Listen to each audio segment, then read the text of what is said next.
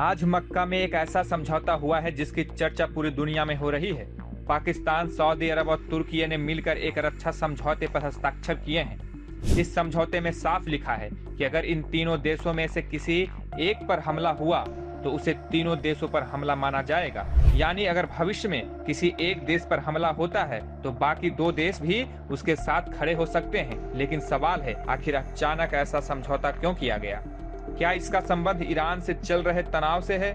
और सबसे बड़ा सवाल, क्या इससे भारत पर भी कोई असर पड़ सकता है? आइए आसान भाषा में पूरी खबर समझते हैं। सबसे पहले समझिए कि यह समझौता क्या है। यह समझौता सऊदी अरब के मक्का शहर में हुआ है। इस पर सऊदी अरब के क्राउन प्रिंस मोहम्मद बिन सलमान, तुर्की के राष्ट्रपति रेचेप तैयब एर्दोआन और पाकिस्तान के प्रधानमंत्री शहबाज शरीफ ने हस्ताक्षर किए। इस समझौते का नाम है मक्का ज्वाइंट डिफेंस पैक्ट। इसका मतलब बहुत आसान है, अगर इन तीनों देशों में से किसी एक पर हमला होता है तो बाकी दोनों देश भी उनकी मदद करेंगे। यानी तीनों देश अब सुरक्षा के मामले में पहले से ज्यादा साथ मिलकर काम करना चाहते हैं। अब सवाल है कि अभी इसकी जरूरत क्यों पड़ी? दरअसल पिछले कुछ समय से पूरे पश्चिम एशिया में तनाव बढ़ा हुआ है। ईरान को लेकर हालात लगातार बदल रहे हैं। इसी बीच अमेरिका और ईरान के बीच भी तनाव बना हुआ है। दूसरी तरफ स्ट्रेट ऑफ हॉर्मुज को लेकर भी लगातार चर्चा चल रही है।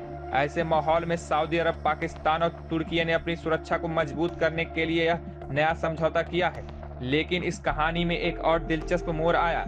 इस समझौते के बाद ईरान की तरफ से भी प्रतिक्रिया आई। ईरान के सांसद इब्राहिम रेजाई ने कहा कि सिर्फ कागज पर समझौता कर लेने से सऊदी अरब को सुरक्षा नहीं मिलेगी। उन्होंने कहा कि अगर सऊदी अरब को सच में सुरक्षा चाहिए तो उसे अपने नीतियों में बदलाव करना होगा। यानी ईरान इस नए समझौते से पूरी तरह खुश नजर नहीं आ रहा।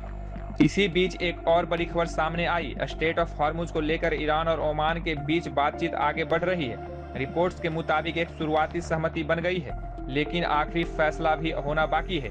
अगर यह समझौता होता है तो दुनिया के सबसे महत्वपूर्ण समुद्री रास्तों में से एक पर तनाव कम हो सकता है और इसका असर पूरी दुनिया के तेल बाजार पर भी पड़ सकता है। अब सवाल है, भारत के लिए इसका क्या मतलब है? भारत अपनी जरूरत का बड़ा हिस्सा कच्चा तेल विदेशों से खरीदता है। अगर पश्चिम एशिया में तनाव कम होता है और हॉर्मुज का रास्ता सामान्य रहता है तो इसका फायदा भारत को भी मिल सकता है। लेकिन अगर हालात फिर बिगड़ते हैं तो तेल की कीमतें बढ़ सकती है और उसका असर भारत पर भी पड़ सकता है। फिलहाल इतना तय है कि मक्का में हुआ यह समझौता सिर्फ तीन देशों के बीच एक दस्तावेज नहीं है।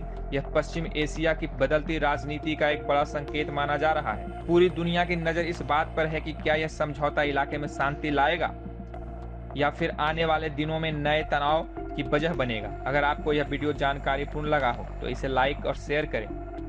ऐसे ही बड़े खबरों को आसान भाषा में समझने के लिए प्रभात खबर के YouTube चैनल को सब्सक्राइब करना ना भूलें।